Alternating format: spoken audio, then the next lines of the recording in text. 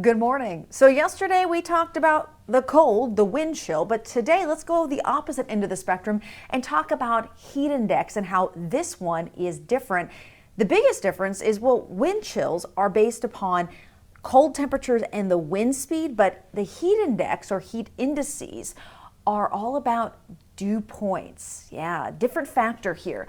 So in low humidity or lower dew points, it's much easier whenever you sweat on hot days for that sweat to evaporate, and it naturally cools the body off, or at least keeps you from, making it feel that much hotter outside. But when we get into those high humidity days, those that have higher dew points, the sweat just can't evaporate into the air as easily because the air is already laden with moisture, and it makes it that much more difficult for your body to cool. Thus, it feels hotter outside, or a heat index.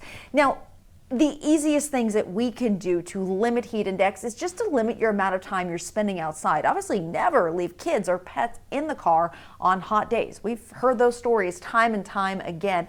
And you want to reduce the amount of strenuous activity you do outside and just give your body a break. Get into the AC when you can. And that's why in the summer that those cooling centers get opened to help anybody and everybody to get out of the heat. Now, when does the heat index begin?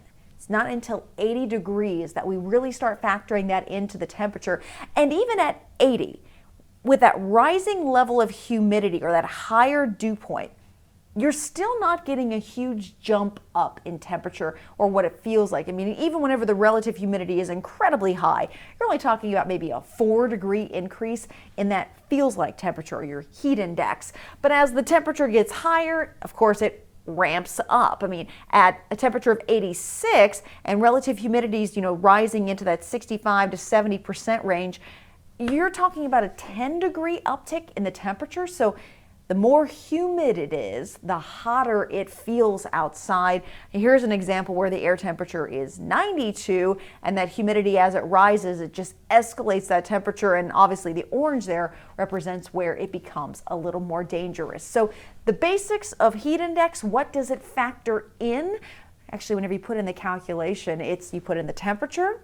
You can either put in the relative humidity or the dew point. Either will work in the calculation, but the wind honestly has no impact on it. Well, coming up tomorrow, we're jumping into thunderstorm dynamics and what a tornadic supercell looks like on the radar.